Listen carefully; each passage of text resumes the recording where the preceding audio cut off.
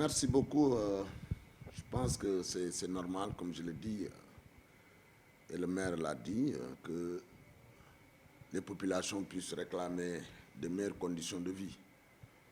C'est normal, vous savez, si les gens réclament parce qu'il y a quelque chose qui est en train de se passer. Je pense qu'aujourd'hui, Ziguinchor est en mutation, dans le vrai sens du terme, surtout pour ce qui concerne les infrastructures routières. Donc c'est normal que chaque quartier puisse demander sa part. Vous savez, il y avait un projet qui devait quitter la 54 mètres, rejoindre en passant par Kandialan, Cité-Peul, Alouar et rejoindre la route de Kandé. C'était le linéaire qui était dégagé par le maire Abdoulaye Baldé.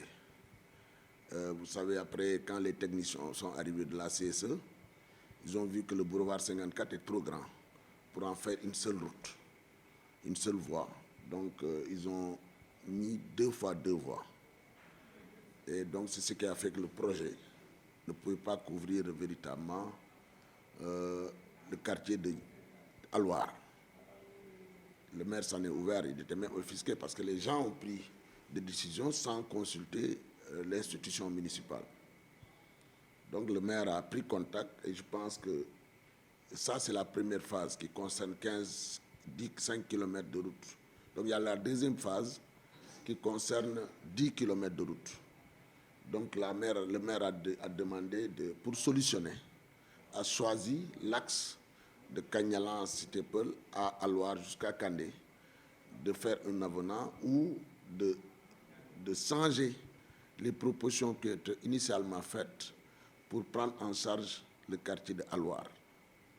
Donc, c'est vrai, c'est difficile quand des gens voient que les choses, ce qui a été promis, c'est que ça devait prendre en compte le quartier d'Alouar. Donc, je comprends, et le maire l'a compris, c'est ce qui a fait qu'il a dit que pour la deuxième phase, Alouar sera une priorité. Donc, moi, je leur demande de prendre leur mal en patience. C'est vrai, c'est difficile, parce que quand même, la route est très chaotique. Maintenant, le maire a fait plusieurs sorties là-bas, parce que quand même, il faut les soulager avant l'hivernage. Je pense que l'entrepreneur est engagé, et bientôt, ils le verront sur l'axe, pour soulager les parties qui ne sont pas vraiment, qui sont accidentées. Je pense que l'entrepreneur viendra, il y aura un radier qu'on va faire. On va engager dans le cadre de la RSE, la CSE pour nous aider, ou prendre une autre entreprise pour nous aider à stabiliser un peu cette voie-là, en attendant que la deuxième phase puisse se dérouler.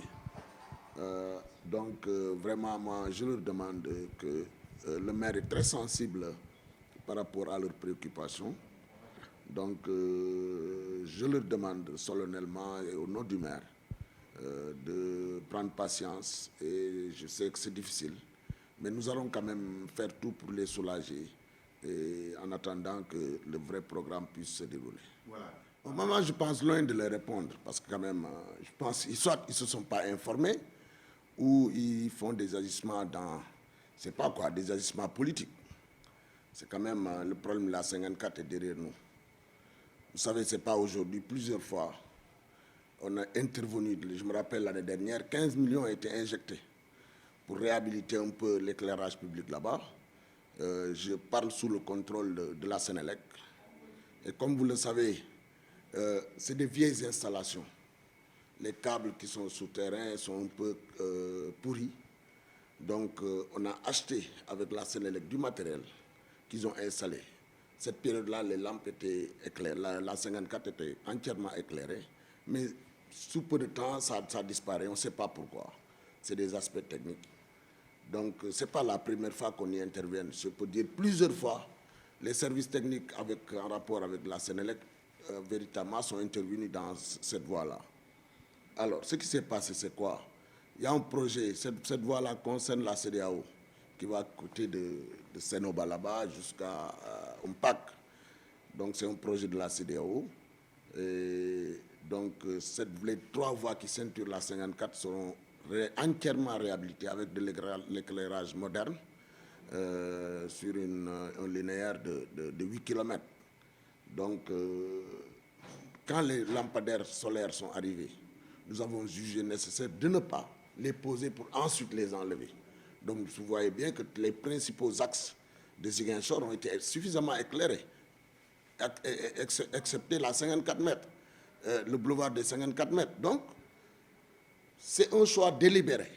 D'autant plus que incessamment, l'entreprise a été choisie, tout a été fait. Vous voyez même, il y a des relevés topographiques qui sont en train de se faire au niveau de cet axe-là. Donc, nous avons dit qu'on laisse et qu'on essaie de soulager les populations le temps véritablement que ce projet-là puisse se réaliser. Alors, entre-temps, les jeunes ont fait une sortie. C'est normal et le maire a compris.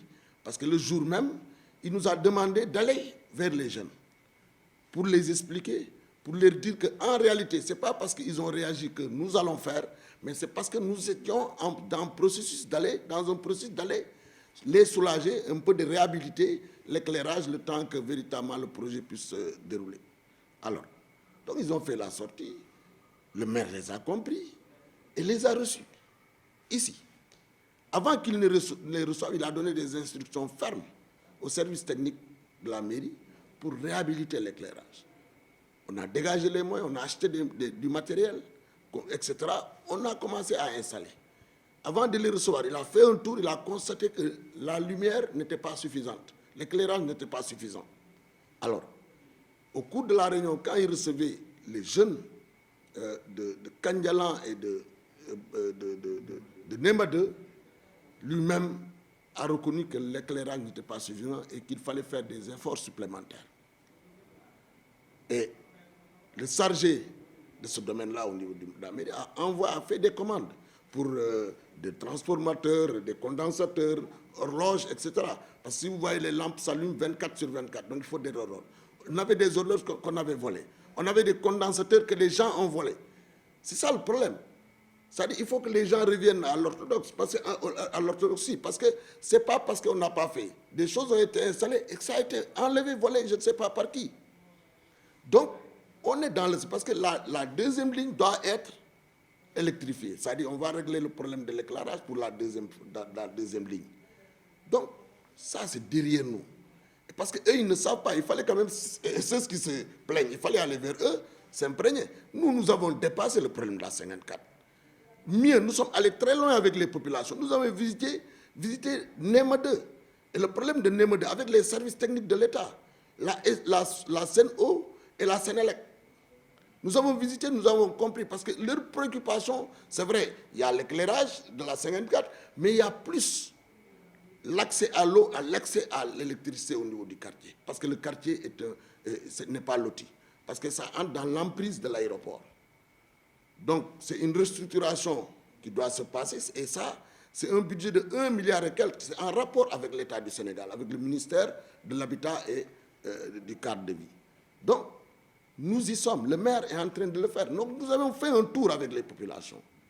Et nous avons identifié tous les problèmes. Avec les services techniques, avec la Sénélec et la CNO, nous avons fini de régler le problème. Et l'électricité, même hier, au moment où il parlait, le maire a reçu le directeur général de la Sénélec pour le problème de Nema 2. Donc, ils n'ont qu'à arrêter. Moi, je pense, il ne faut pas... Ce sont eux qui agissent après les problèmes. Après avoir trouvé des solutions, eux, ils agissent. Parce qu'ils ne se sont pas renseignés, ils ne sont pas allés vers les populations, ils se lèvent. Moi, je pense qu'ils sont mus par un seul intérêt, c'est de la politique. Le maire, il est là au service des populations, et tout le monde le sait. Nous n'attendons pas, c'est vrai, il y a des choses qui nous dépassent, parce que l'axe-là, c'est un axe c'est un boulevard qui appartient à la CEDEAO. C'est vrai, ça passe dans l'espace communal, donc par conséquent, nous devons agir. Et c'est ce qu'on a fait. Donc aujourd'hui, nous ne sommes plus à la 54, il faut qu'ils le chassent. Nous sommes en train de voir comment régler le problème de la restructuration de Nema 2, comment, en attendant d'arriver à ce stade-là, comment faire entrer l'électricité suffisamment pour quand même que les populations de Nema 2 puissent avoir des meilleures conditions de vie. Comment faire pour faire pénétrer l'eau en mettant pour le moment des bornes fontaines à chaque coin de trucs pour permettre aux populations d'accéder à l'eau potable.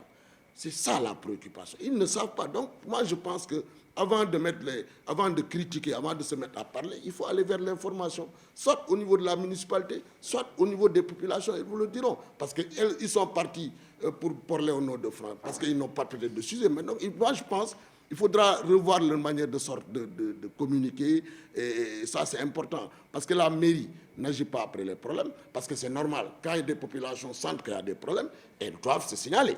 Et ce qu'elles ont fait, et ce qu'il faut saluer, c'est la promptitude, c'est la réaction de la municipalité, le maire immédiatement a réagi pour apporter un début de solution aux problèmes posés par les populations. Donc, voyez-vous, moi, je demande à ces structures-là, véritablement, dorénavant, d'aller vers l'information avant de faire des sorties, parce que le problème de la 54 est derrière nous. Donc, ils n'ont qu'à voir d'autres sujets, véritablement, qu'on peut en tout cas partager. Et nos portes sont ouvertes à tout le monde. Véritablement, que ce soit la société civile, que ce soit autres structures. Si elles ont, les structures-là, elles ont des propositions à nous faire, s'ils ont des observations, nos portes sont ouvertes. Je pense que la première étape, c'est d'aller partager, aller vers l'information avant de faire un point de presse. Donc voilà ce que je voudrais dire. L'un de nous de les répondre, mais c'est juste pour rétablir la vérité, parce que c'est important aux yeux, n'est-ce pas, des populations de rétablir la vérité des faits.